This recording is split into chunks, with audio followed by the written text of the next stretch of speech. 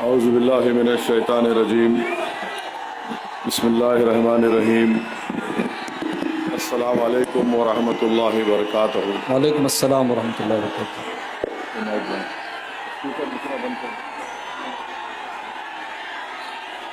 मोअज़्ज़िज़ हाज़िरीन इकराम, बुज़ुर्गान क़ौम और मिल्लत, मेरी इज़्ज़तदार माँ और बहनों, ग़यूर नौजवान साथियों, शहनशीन बतशरीफ़ फरमा मोहतरम जनाब इम्तियाज़ जलील साहब, सदर महाराष्ट्र मजलिस इत्तेहादुल मुस्लिमीन व साबिक़ा रुकन असम्बली व साबिक़ा रुकन parliament, general secretary Sameer Sajid साहब, शफ़ीउल्लाह साहब जो मगरबी महाराष्ट्र के कोऑर्डिनेटर हैं, इमरान साहब जो कोल्हापुर के कोऑर्डिनेटर हैं, शाहिद पीरज़ादा साहब जो मीरज के कोऑर्डिनेटर हैं, जनाब इनामदार साहब जो सांगली के कोऑर्डिनेटर हैं, इलियास भाई, मोअज़्ज़िज़ हाज़िरीन इकराम, अज़ीज़ दोस्तों और बुज़ुर्गों, आप तमाम का बेहद शुक्रिया कि आपने अपना कीमती वक्त निकाल कर आज के इस मजलिस इत्तेहादुल मुस्लिमीन के जलसे आम में शिरकत की। मैं आप तमाम लोगों का दिल की गहराइयों से शुक्रिया अदा करता हूँ। मैं सबसे पहले ये बताना चाहूँगा कि मजलिस इत्तेहादुल मुस्लिमीन महाराष्ट्र के उन तमाम किसान भाइयों के साथ है जो हालिया बारिश में उनको अपनी फसल का नुकसान हुआ और हज़ारों लाखों एकड़ ज़मीन ज़राअत की ख़राब हो चुकी है। ख़ास तौर से बीड, सोलापुर, नांदेड़, यवतमहल, अहमदनगर, मराठवाड़ा के इलाक़े में बताया जा रहा है कि 70 लाख एकड़ ज़राअत की ज़मीन में पानी आ गया और 10 लाख एकड़ पर फसल को नुकसान हुआ। नांदेड़ में 18 लाख फसल की ज़मीन बारिश की वजह से तबाह व बर्बाद हो गई। मैं उन तमाम किसान भाइयों के साथ जिनका बहुत बड़ा नुकसान हुआ है, मजलिस उनके साथ ठहरी है। हम महाराष्ट्र सरकार के साथ भी है और उनसे ये मुतालबा करते हैं कि महाराष्ट्र के मुख्यमंत्री, महाराष्ट्र का एडमिनिस्ट्रेशन फ़ौरन उनको कंपनसेशन दे और जो किसान भाइयों का मेन मुतालबा है कि इसको वेट ड्रॉट डिक्लेयर किया जाए और हुकूमत का काम ये है कि वह फ़ौरन इन किसानों की मदद करें। हम ऐसे ऐसे मंजर देख रहे हैं। भाई आप नारे लगा लो, मैं बैठ जाता हूँ। आप नारे लगा लो, मैं बैठता हूँ। या तो आप सुनो मेरी बात को, आपको नारे लगाने का शौक है, नारे लगा लो, हम आपके नारे सुनते।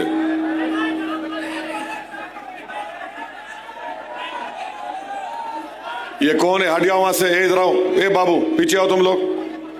अब जो भी नारा लगाएंगा मैं बैठ जाऊंगा जाके। आ जाओ, आप इधर आ जाओ, आ जाइए, इधर आ जाइए। ए आ जाओ, छोड़ दो उनको।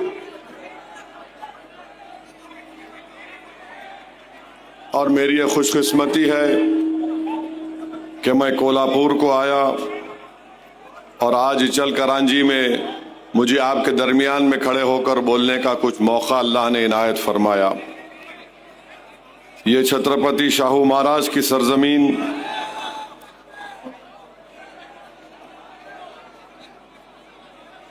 ये छत्रपति शाहू महाराज की सरजमीन जिन्होंने अनटचेबिलिटी का खात्मा किया, जो महात्मा फूले की फिक्र से मुतासिर हुए, जिन्होंने 1912 में बुनियादी तालीम का आगाज़ किया और फिर 1917 में उसको फ्री कर दिया। 50% रिजर्वेशन तालीमी इदारों में और हुकूमत में उन्होंने नाफिद किया दलित, ओबीसी, मुसलमान माइनॉरिटीज़ के लिए। और बाबा साहेब अम्बेडकर को संविधान में रिजर्वेशन का आइडिया बाबा साहब को यहीं से मिला। 1920 मई में छत्रपति शाहू महाराज ने All India backward class conference मुनक्कद की और बाबा साहेब अम्बेडकर से कहा कि इसके चेयरमैन आप होंगे। और 1906 में मोहम्मदन एजुकेशन सोसाइटी का क़याम अमल में लाया।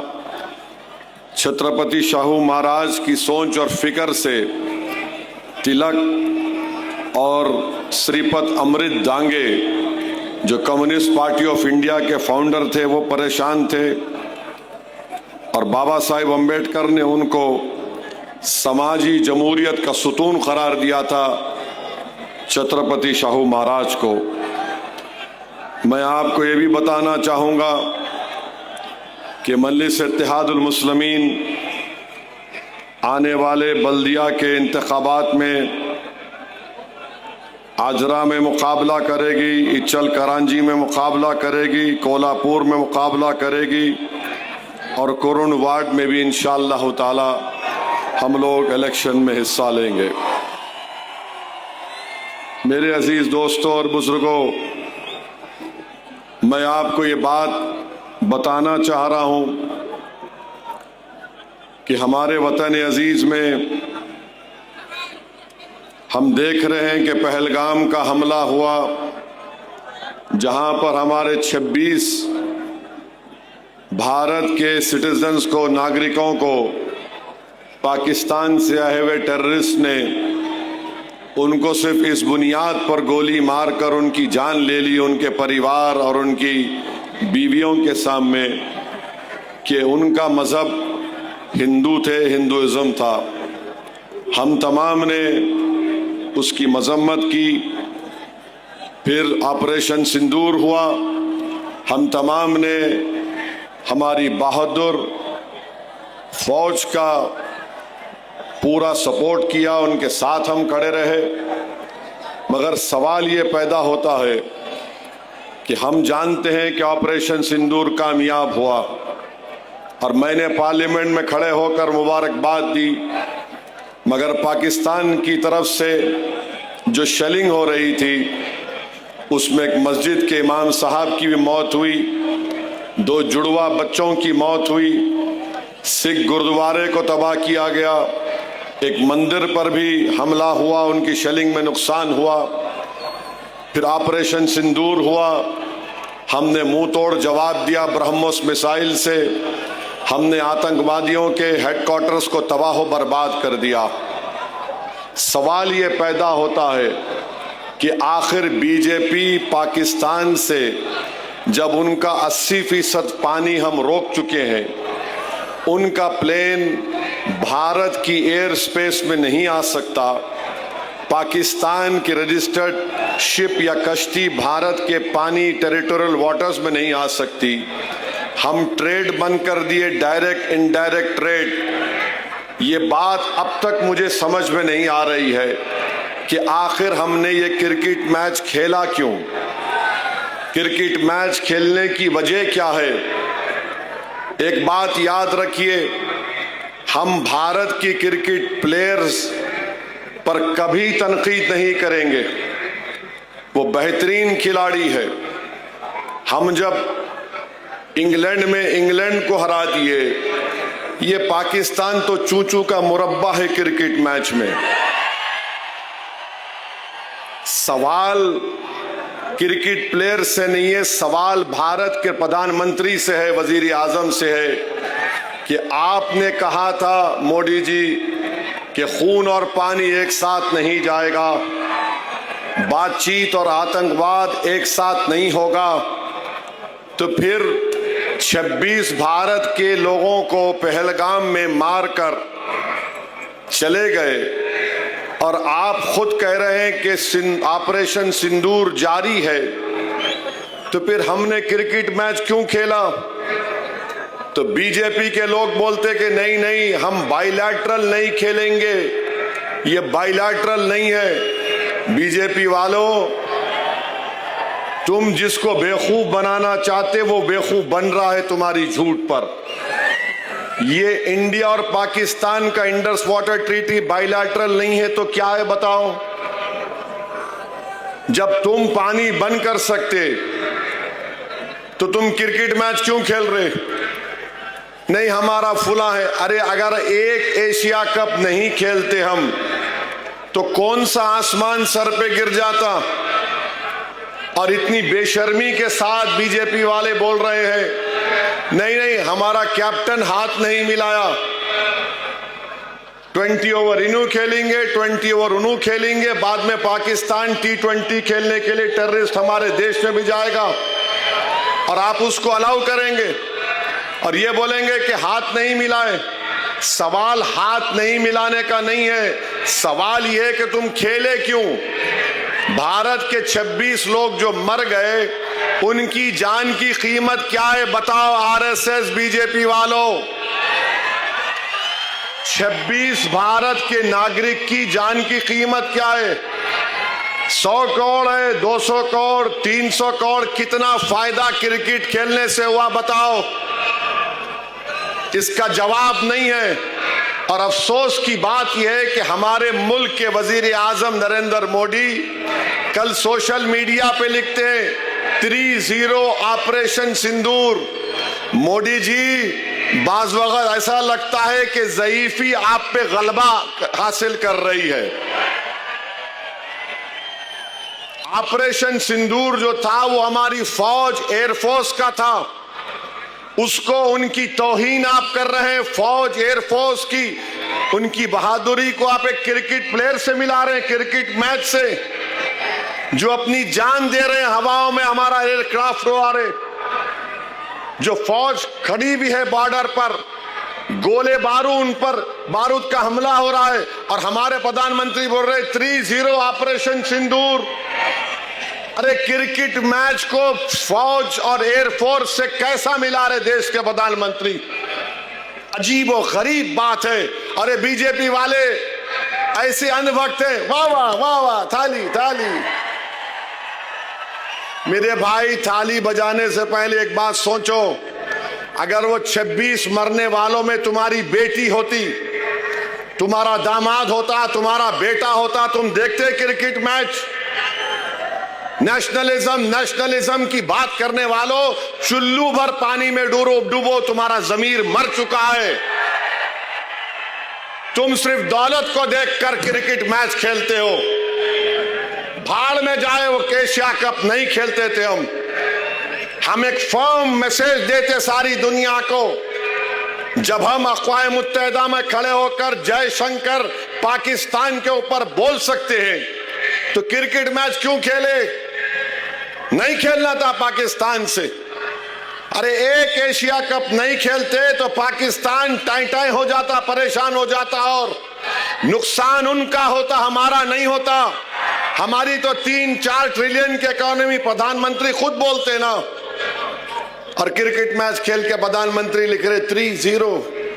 क्या तौहीन है हमारी फौज की, हमारे बहादुर एयरफोर्स की। क्या सोच रहा होगा वो पायलट जिसने ब्रह्मोस मिसाइल मारकर पाकिस्तान के 9 एयर स्ट्रिप एयरपोर्ट को बर्बाद कर दिया? क्या सोच रहे होंगे वो जवान जो आए दिन पाकिस्तान की फौज की गोला बारूद का मुकाबला करते हैं कि हमारी बहादुरी और कुर्बानी को क्रिकेट मैच से मिला दी? वाह प्रधानमंत्री, आपका नेशनलिज्म बहुत खूब। बीजेपी वालों, तुम अब बैंड बाजा की कंपनी बन चुके हो, बजाओ बाजा। पाकिस्तान, अरे पाकिस्तान मारा हमको, टेररिज्म हमारे पास कर रहे और क्रिकेट मैच को वाहवा वाहवा हो रहे। ये मुल्क है, ये मुल्क की इस तरह से हम इंटरनल सिक्योरिटी को, एक्सटर्नल थ्रेट्स को देखेंगे? अजीब और गरीब मामला। बहरहाल मेरे अजीज दोस्तों और बुजुर्गों, बीजेपी एक्सपोज हो चुकी है क्रिकेट मैच खेलकर। बीजेपी बुरी तरह एक्सपोज हो चुकी है और वो व्हाइट हाउस में बैठा हुआ है, बात करे कि मैं जंग रुकाया, मैं जंग रुकाया, मैं जंग रुकाया, मैं जंग रुकाया। अरे क्या तो भी खा के बोलता नहीं मालूम उन्हें। माने एक ही तोते की तरह मैं जंग रुकाया। अबे तू जंग रुकाया तो रुका, फलस्तीनियों पे जंग रुका। 65,000 फलस्तीनी मारे गए, 65,000। अच्छा, ट्रंप बोल रहा है, एक मिनट सुनिए, ट्रंप हमारे पास 50% टैरिफ लगा दिया। गुजरात के सूरत में हमारे डायमंड इंडस्ट्री में लोगों की नौकरी चले गई। मोटर स्पेयर पार्ट्स का एक्सपोर्ट जो 35,000 करोड़ का होता था, आधा हो गया। तमिलनाडु में रेडीमेड कपड़े जाते थे अमेरिका को, वो नौकरियों से निकाल रहे हैं।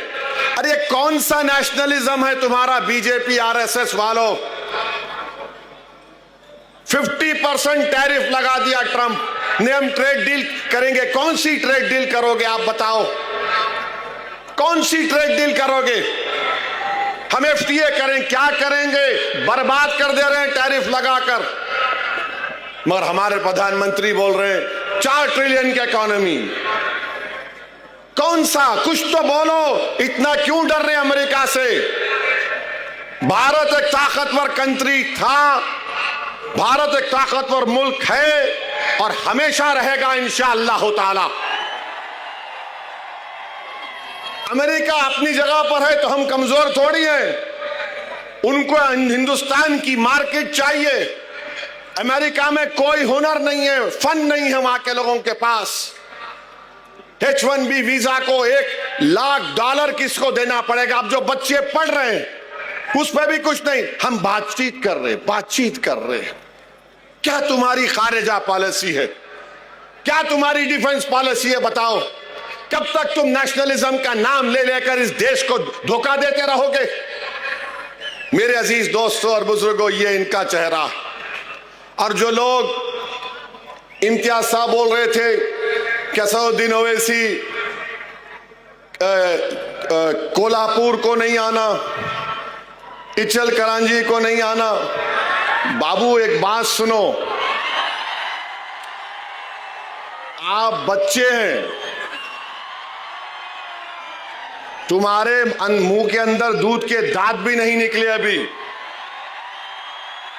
याद रखो, मौत से डरने वाले का नाम असदुद्दीन ओवैसी नहीं है। मैं अल्लाह को हाजिर नाजिर जान के बोलो, मैं मरने तैयार हूं। तुम तैयार हो मरने को? बताओ। जिंदगी पे मरने वालों, मैं जिंदगी में मर चुका हूं। मारे कर देंगे। अरे क्या छोटा बच्चा हूं, मुर्गी का बच्चा हूं, नहीं आना। 2012 और 13 में पाकिस्तान गया था मैं। यशवंत सिन्हा, मणिशंकर अय्यर, पूरे बीजेपी के एमपी भी थे। वहां के टीवी स्टूडियो में बैठकर पाकिस्तान दहशतगर्दी को प्रमोट कर रहा बोला मैं। वहां जाके मेरी जबान नहीं रुकी तो तुम मेरे देश में तुम मेरे को डरा रहे।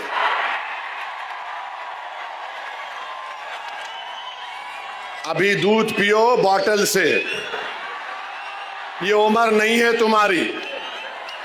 हम तुम्हारे बड़ों से मुकाबला कर रहे, बच्चे बीच में नहीं आना। क्या तमाशा है भारत का? नहीं ये नहीं आना, आते क्या करते? ये कोई बात है? अच्छा हम यहां पे हम पहुंचे, हमको लव लेटर मिल गया है 169 BNSS हजरत पुलिस हमको दे दी। हम समझे हमारे ससुरे हैदराबाद में ससुराल यहां भी निकला।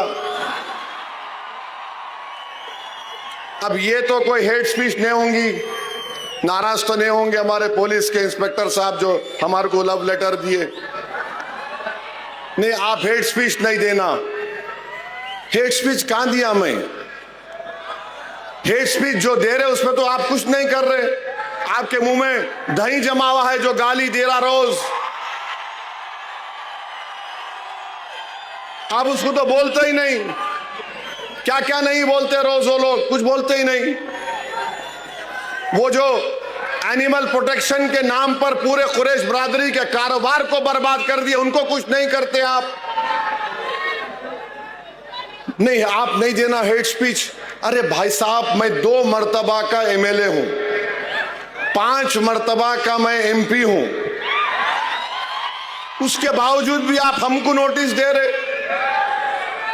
अब मैं घर को जाऊंगा तो मेरी बीवी को मालूम होगा कि यहां लव लेटर मिला, तो मेरी बीवी का क्या हाल होगा, सोचो इंस्पेक्टर साहब आप। ऐसा तो नहीं करना चाहिए ना आपको। आप इंटरनल फैमिली मैटर में क्यों आ रहे? आप खामोशी से बोलो आई लव यू, मैं समझ सकता हूं। ओपनली मोहब्बत का इकरार कर दे रहे आप। 56 इयर्स का हो चुका हूं माशाअल्लाह से, ये उम्र में तो नहीं देना लव लेटर।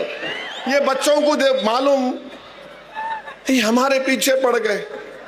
जब कभी आए ये लो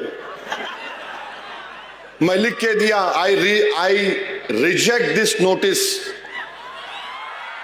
because this violets my freedom of expression, which is a fundamental right under Article 19 of the Indian Constitution. कोई बात है क्या क्या महाराष्ट्र में नहीं बोला जा रहा है? आप पकड़ते नहीं। मस्जिद शहीद कर दी, आप कुछ करे, पकड़े किसको हमको मालूम। तो ये ठीक नहीं है, ये ठीक नहीं है। हाँ, मैं गुनाह करा, आप केस बुक करो, मेरे को बोलो, रोक या रोक लो मेरे को, मैं रुक जाता हूं, जेल में डाल दो, जो करते करो आप। मगर पहले से आपको कौन बोले नहीं आके बोलेंगा? अरे कैसा बोलूंगा? अरे मैं भारत की नुमाइंदगी करने गया था अरब कंट्रीज में, बहरीन, आपके कुवैत, सऊदी अरेबिया, अल्जीरिया। पूछो बीजेपी के मेंबर से कि ओवैसी की जबान से क्या अल्फाज निकल रहे थे। पूछो हेड डेलीगेशन हेड से, क्या तमाशा बना के रख दिया आप मेरे को नोटिस देकर आप अपने इकबाल को कम कर रहे हैं। मेरा इकबाल कम नहीं होता, अल्लाह मुझे और इज्जत देगा इंशाअल्लाह ताला। आप ये बता रहे कि आप कितने बायस्ड हैं, कितने अनजस्ट हैं आप। रूल कानून का इतलाक सिर्फ मुझ पे होगा, दूसरों पर नहीं होगा। कानून तो सबके लिए है, दूसरों पे नहीं होगा इस्तेमाल। नहीं, एक शेरवानी टोपी दाढ़ी वाला पहन के आ रहा, उसको नोटिस देंगे, दो, फिर सुनो मैं क्या बोल रहा हूं। सो इस पे केस बुक करते, बुक करो, ले जाके जेल में डालते, डाल दो। मैं मरने को तैयार हूं इस कास्ट के लिए, इन गरीबों के लिए। मेरी जबान ना जुल्म से खामोश होगी, मेरी जबान ना जबर से खामोश होगी, मेरी जबान ना गोलियों से खामोश होगी। हाँ, मौत मुझे खामोश कर सकती है, मगर मुझे यकीन है कि इंशाअल्लाह ताला मैं जमीन में अंदर चला भी जाऊंगा, मगर जो सोच और फिक्र इन नौजवानों को दे के जाऊंगा वो मुझसे ज्यादा काबिल होंगे। याद रखो, पुकार पुकार कर मेरा पैगाम लेके जाएंगे। अजीब मामला। मेरे अजीज दोस्तों और बुजुर्गों, और ये जो पोस्टर निकाला गया है नबी करीम सल्लल्लाहु अलैहि वसल्लम के बारे में, मैं नौजवानों को बोल रहा हूं, अगर आप मोहम्मद सल्लल्लाहु अलैहि वसल्लम से मोहब्बत करते हैं, कितने लोग आई लव मोहम्मद बोलते? हाथ उठाओ। आप लोग पूरी 5 वक्त की नमाज पढ़ रहे हैं? सही सही बोलो, अल्लाह उसका रसूल देख रहा। झूठ बोलते या सच बोलते? कितने शादीशुदा लोग अपनी बीवी पे हाथ उठाते? बोलो।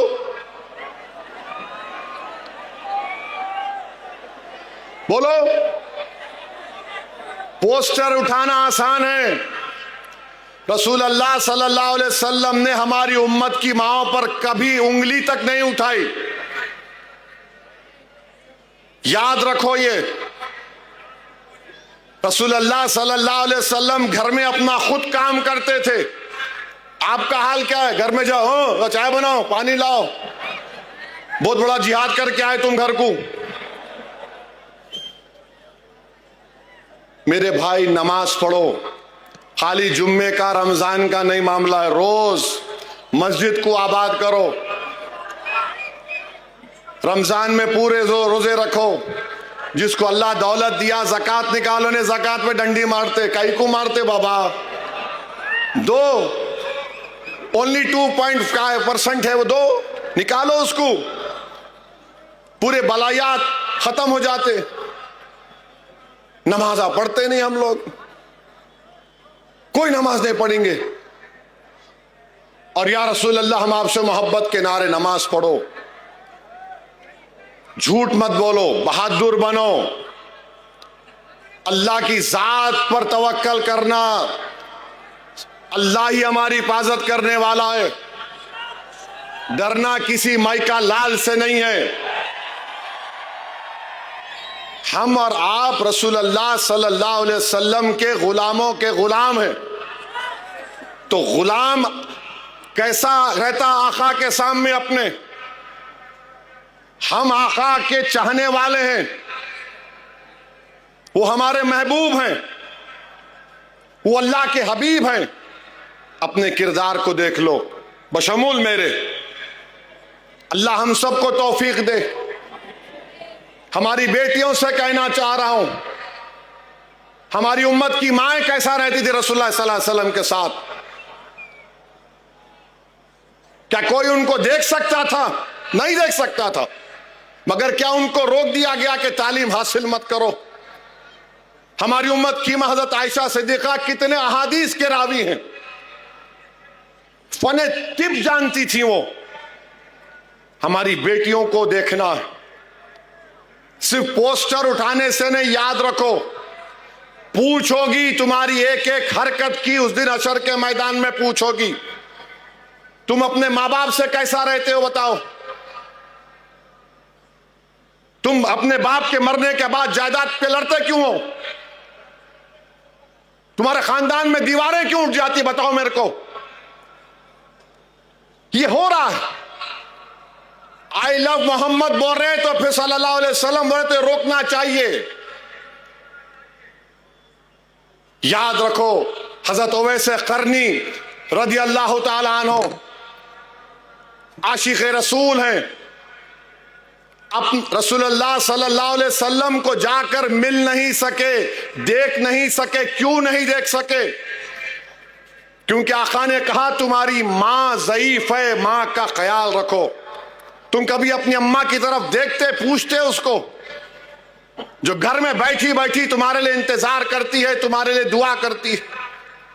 अम्मा बूढ़ी हो गई तो नौकरानी बन गई घर में, बाप बूढ़ा हो गया तो बोझ बन गया हमारे लिए। हजरत उवैस करनी नहीं गए अपनी मां की वजह से। यमन में मालूम हुआ कि रसूलुल्लाह सल्लल्लाहु अलैहि वसल्लम के जंग उहद में या किसी में जंग में दांत शहीद हो गए, अपने पूरे दांतों को तोड़ लिए। ये दांत शहीद होगा, ये दांत, इसको बोलते इश्क। खाली पोस्टर उठाने से मोहब्बत के दावे नहीं होते, अमल करना पड़ेगा। तुमको बेखौफ होना पड़ेगा। तुमको देखकर शैतान भाग जाए ऐसा तुमको बनना पड़ेगा इंशाअल्लाह ताला। शैतान और उसके पूरे चाहने वाले, ये तबीयत को पैदा करो। इश्क किसको बोलते मेरे भाई? इश्क किसी को बोलते? हम आशिक हैं तो इश्क के मजाहरे करो। इच्चल करांजी में माशरे को अच्छा करो। मुसलमान है तो शराब उसके करीब नहीं आना, मुसलमान है तो ड्रग उसके करीब नहीं आना। आप सिगरेट लेके पुड़ी निकाल रहे, क्या है ये? अरे बाबा, तुम सेहतमंद रहना, तुम कौम का मुस्तकबिल हो नौजवानों। तो अगर आपके घर की दीवार गिर गई तो क्या होता मालूम? लोग रास्ता बना लेते। तुम कौम की दीवार हो, अगर तुम गिर जाओगे तो जमाना रास्ता बना लेगा। कल जिम्मेदारी तुम पे आएगी इस कौम की क़ियादत की। अपने अमल में, अपनी जिंदगियों में एक इनकलाब पैदा करो। यकीनन रसूल अल्लाह से मोहब्बत दुनिया की सब चीजों से ज्यादा करना। रसूल अल्लाह सल्लल्लाहु अलैहि वसल्लम रहमतुल लिल आलमीन है। खाली मुसलमानों के रसूल नबी नहीं, सारे आलम के हैं, जिन और इंस के हैं, जानवरों के रसूल रहमतुल्लाह सल्लल्लाहु अलैहि वसल्लम। तो हम रहमतुल आलमीन की उम्मत है, हम रहमत के मजाहरे करेंगे, जहमत के नहीं करेंगे। क्या करेंगे? हम रहमत के मजाहरे करेंगे, जहमत के नहीं करेंगे। दुश्मन ये चाहता है कि तुमसे कानून तुड़वाए और तुमको तुम्हारे ऊपर केसेस बुक कर दिए जाएं। दुश्मन जो चाह रहा है वो मत करो, कानून के दायरे में रहकर हर बात बोलो। जैसा कि अभी मैंने नोटिस का जवाब दिया, हिंदुस्तान का बड़े से बड़े वकील को भी इंस्पेक्टर साहब बुला के बोलेंगे ये ओवैसी ने जो भाषण दिया मेरे बारे में कौन सा सेक्शन लगता, सुन के बोलेगा कुछ भी नहीं लगेगा, सो जा तू जाके। याद रखो, कानून के गिरफ्त में नहीं आना। अक्लमंद वो है जो कानून एक मकड़ी का जाला है, तुम तोड़ के भी निकल जाना, हमारे गिरफ्त में नहीं आना। समझे मेरी बात को?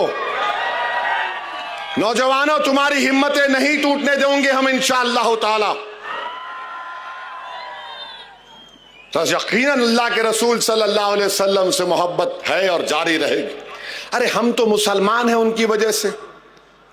शेख मुजद्दिद अल्फसानी ने लिखा कि हमने अल्लाह को माना तो इसलिए माना क्योंकि नबी रहमत ने कहा अल्लाह इसकी इबादत करो।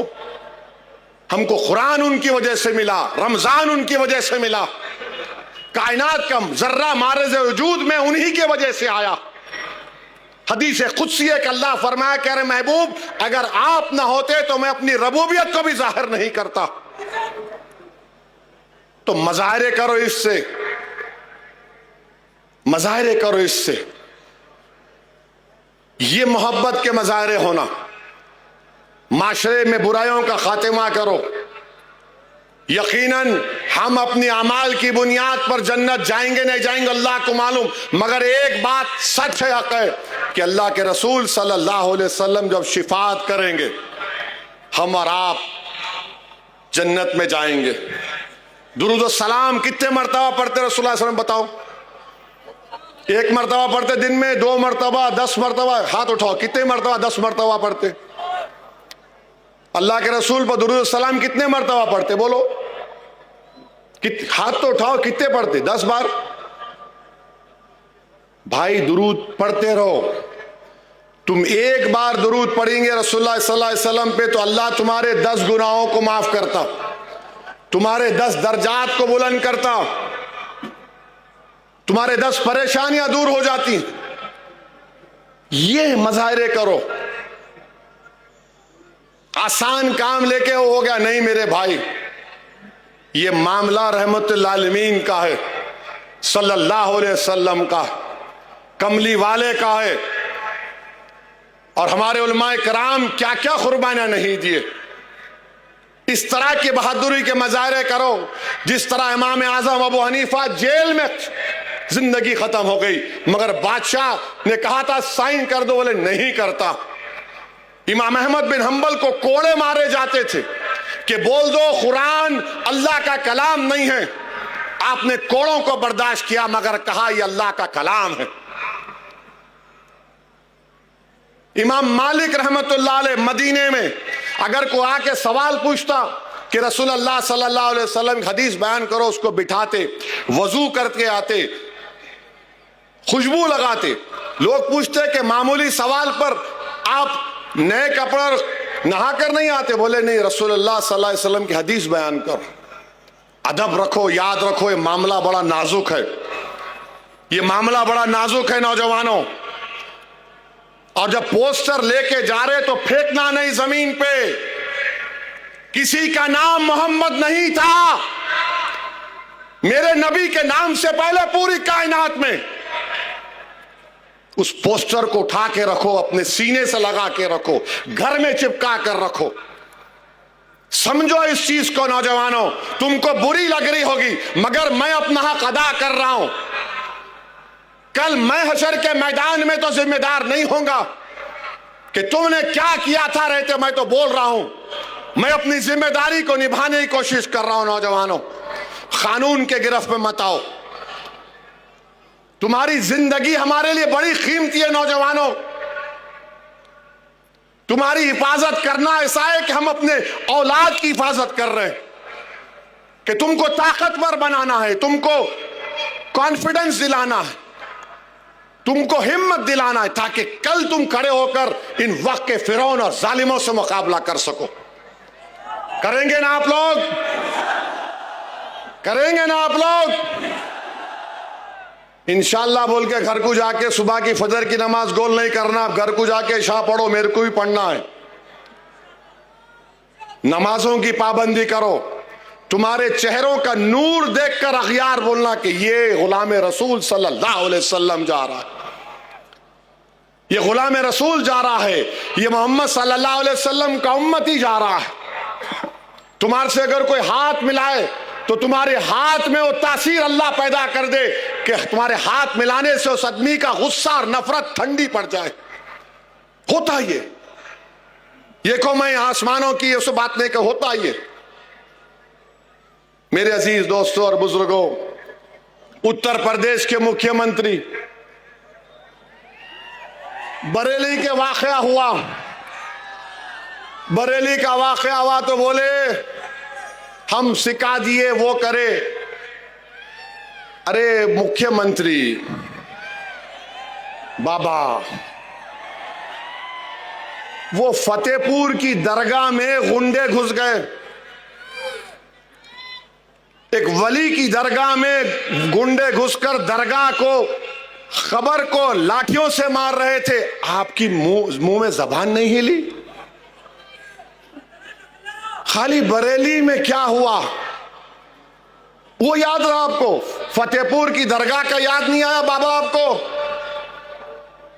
उस पे भी कुछ बोल देते, नहीं बोले क्योंकि मारने वाले इनके मित्रों थे। अजीब मामला है। दोहरा रवैया, दोहरा रवैया का यही तो हमारा गुस्सा है। वो दरगाह पे हमला हुआ, कुछ नहीं। वो बरेली में हुआ, वाह मैं ऐसा कर दूंगा, मैं वो कर दूंगा। एक बात याद रखो, दुनिया जब तक कायम रहेगी अल्लाह के हुक्म से, हम कट जाएं मर जाएं, मगर कभी खत्म होने वाले नहीं हम इंशाअल्लाह ताला। हम कट जाएंगे, तुम्हारी गोलियों का शिकार हो जाएंगे, तुम्हारे तशद्दुद की वजह से हमारे घर बार जल जाएंगे, मगर खत्म होने वाले नहीं है। याद रखो, अगर खत्म हो जाते तो फिर करबला के लोग अब तक जिंदा हैं, इमाम हुसैन जिंदा है, अहले बैत जिंदा है, और यजीद मलून मुर्दा है। जुल्म करने वाले खत्म हो जाते और हक का परचम उठाने वाले अल्लाह उनके नाम को जिंदा रखता। तो आपको और हमको डरने की जरूरत नहीं है। फिरौन भी बड़ा दावा करता था कि मेरी हुकूमत है, नमरूद भी बड़ा दावा करता था मेरी हुकूमत है, मैं आग में इब्राहिम को डाल दूंगा। दुनिया ने देख लिया कि नमरूद की हुकूमत खत्म हुई, फिरौन की हुकूमत खत्म हुई, यजीद पलीत खत्म हो गया। ये जुल्म करने वालों की थोड़े दिन बाकी है, अल्लाह जानता। मगर अपनी हिम्मतों को बुलंद रखिए, डरने और घबराने की जरूरत नहीं है। और जब कभी भी परेशानी आती है तो थोड़ी देर के लिए सोचो गाजा के फलस्तीनी क्या कर रहे होंगे। 65,000 मर चुके हैं, 65,000। और मां बोलती है बेटे की जनाजे के सामने खड़े होकर, बेटा मैंने तुझे बैतुल मुक़द्दस मस्जिद अक़सा के लिए शहीद किया, जा रसूलुल्लाह सल्लल्लाहु अलैहि वसल्लम को मेरा भी सलाम पहुंचाना। बाप बेटे की लाश को देखकर कहता है, छोटे बच्चों की लाश को बाप कहता है, या अल्लाह तेरे हक के लिए मैं कुर्बान कर दिया। और गूगल पर जाकर देखो 65,000 गाजा में मर गए, एक आदमी भी खुदकशी नहीं किया, एक भी खुदकशी नहीं किया। आजकल तो साइकियाट्रिस्ट सबको बेवकूफ बना रहे। अरे यहां हम देखे तो अरे ऐसा हो गया, अरे वैसा हो गया। अरे मर्द बनो, हिम्मत वाले बनो। कुछ नहीं होता, अल्लाह हमारे लिए काफी है। हस्बुनल्लाहु व निअमल वकील, अल्लाह हमारे लिए काफी है। अरे मसाइब के तूफान आएंगे, मगर जो सबर और साबित कदम रहेगा और हिम्मत नहीं छोड़ेगा, तुमको दुनिया में इज्जत या फिर कोई तकलीफ मिली होगी, मगर इसका अजर अल्लाह हशर में देगा। अल्लाह तुम्हारा हमारा इंशाअल्लाह ताला उसका अजर हशर के मैदान में देगा। और हम मोहम्मद सल्लल्लाहु अलैहि वसल्लम के उम्मती हैं। अल्लाह के रसूल सल्लल्लाहु अलैहि वसल्लम, हम खबर में जाएंगे, चेहरे मुबारक का दीदार करवाया जाएगा। सोचो क्या खुशखबरी होगी, क्या मजा आएगा जब रहमतुल आलमीन के चेहरों को देखोगे, जब चेहरे मुबारक को देखेंगे। क्या मंजर होगा जब हशर का मैदान होगा, सब रसूल नबी नफसी नफसी बोलेंगे और कमली वाले बोलेंगे मेरा उम्मती कहां है, मेरा उम्मती आओ। गुनाहगार को तलाश करेंगे। तो मेरे अजीज दोस्तों और बुजुर्गों, नेक बनो, अपने माँ बाप की खिदमत करो, माँ बाप से अच्छा बर्ताव करो, बीवियों से अच्छा रहो। बीवी से अच्छा नहीं रहते, बहन से बहन भाई कुछ करा तो गुस्सा आता, सीना तान के जाते, क्यों रे मेरी बहन को ऐसा बोला, अपनी बीवी को, तुम्हारी बीवी को क्या हो रहा। ये मैं सब देख के बोल रहा हूं, अवाम से सुनकर बोल रहा हूं। ये माशरे की बुराइयों का खात्मा करना है। किसी से नहीं डरना, ना बाबा से डरना, ना मोदी से डरना, ना अमित शाह से डरना, ना शिंदे से डरना, ना फडणवीस से डरना, किससे भी नहीं डरना सिवा अल्लाह से। अल्लाह के पास सबसे बड़ी ताकत है, अल्लाह के पास इख्तिदार है। अरे भारत में कई हुकूमतें खिले आए, सब चले गए, नाम रहे नाम अल्लाह का, अल्लाह का ही नाम रहेगा। तो हिम्मतों को बुलंद करो नौजवानों। होता है थोड़ी फिक्र होती है, अरे ऐसा हो गया, मगर दिल को बोलना ठहर, अल्लाह है। अपने हौसले को तुम 10 सेकंड के लिए ठहर जाओ, देखो तुम्हारे में कैसा इत्मीनान और कॉन्फिडेंस पैदा होता है।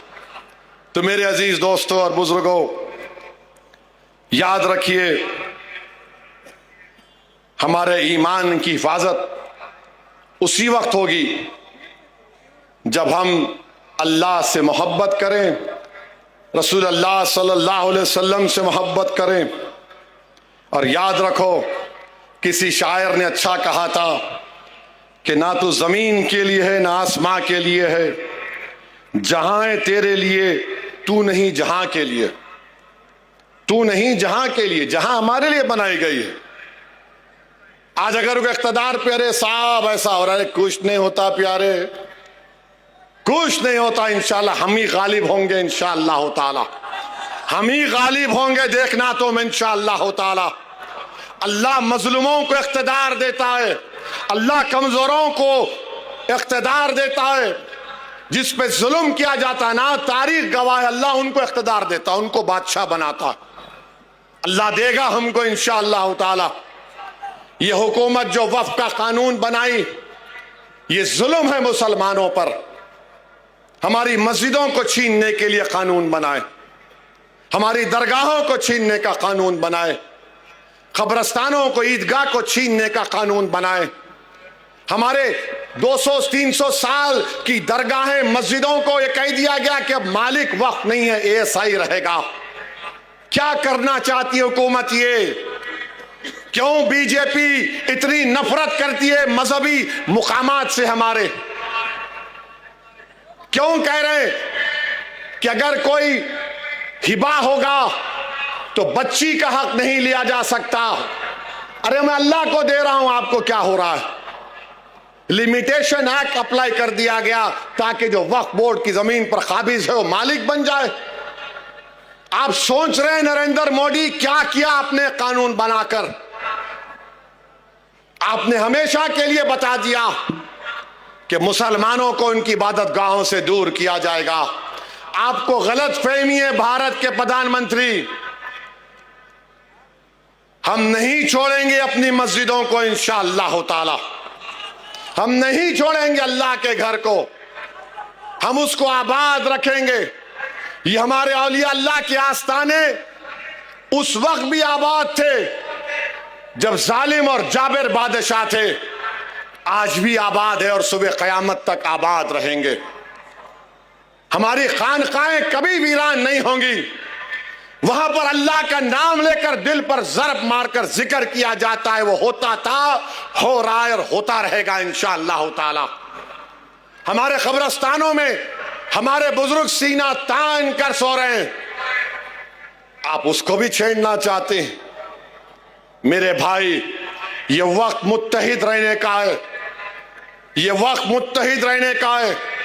और सुन लो भारत के मुसलमानों, सुन लो इचल करांजी के मेरे गयूर नौजवानों, तुम अगर अपनी सियासी लीडरशिप को मजबूत नहीं करोगे, नुकसान हमारा होगा, किसी का नहीं होगा।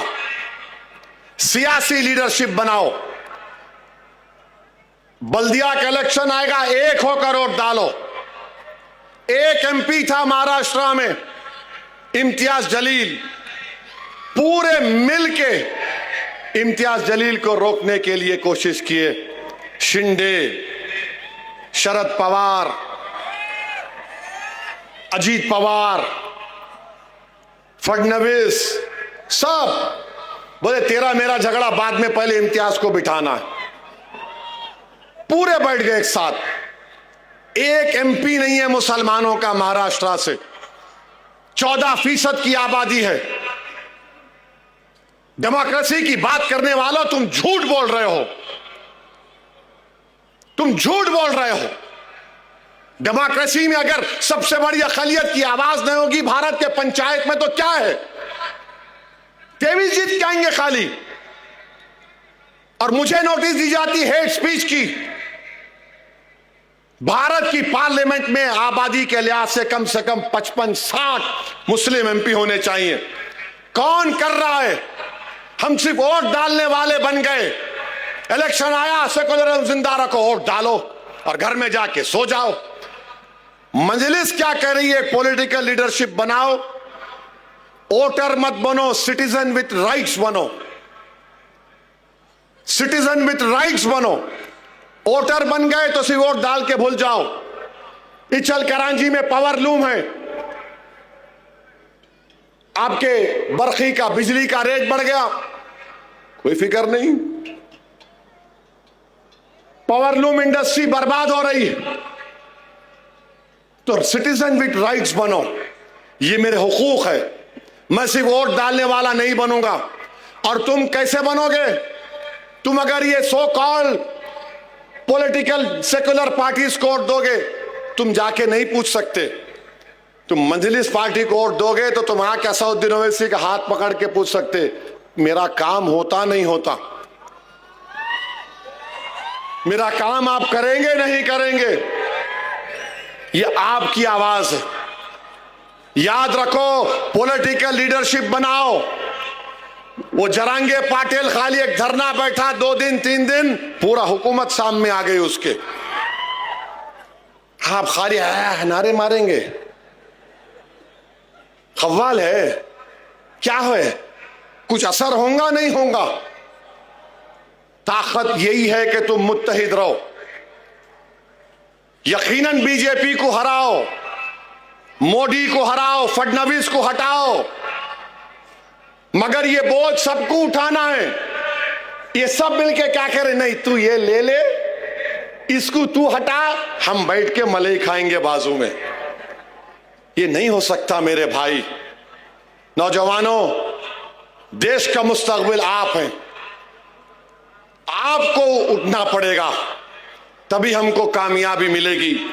इचल करांजी में बहुत से मसाइल हैं। आप मजलिस के उम्मीदवारों को कामयाब करिए, इंशाअल्लाह ताला हम पूरे काम करवाएंगे। तो आने वाले इलेक्शन में आप पतंग के निशान पर वोट देंगे नहीं देंगे? नहीं, दम नहीं है तुम्हारी आवाज में। हमारी मां और बहनें भी हाथ उठा सकती। किसको वोट देंगे? और आजकल अजीत पवार बहुत ज्यादा है, उनके पार्टी के लोग बहुत ज्यादा ही बोल रहे हैं। ठीक है, सबके मुंह में जबान है, याद रखो, और मेरे मुंह में ज्यादा बड़ी लंबी जबान है। पतंग को वोट देंगे, पतंग को वोट देंगे तो फोन की लाइट खोल के बताओ पतंग को वोट देंगे। खोलो फोन, बोलो पतंग को वोट देंगे, पतंग को वोट देंगे, मजलिस को कामयाब करेंगे। तो लगाओ मेरे साथ नारा, नारे तकबीर, मजलिस इत्तेहादुल मुस्लिमीन, मजलिस इत्तेहादुल मुस्लिमीन, महाराष्ट्र जिंदाबाद, महाराष्ट्र जिंदाबाद। अस्सलाम वालेकुम व रहमतुल्लाहि व बरकातुहू।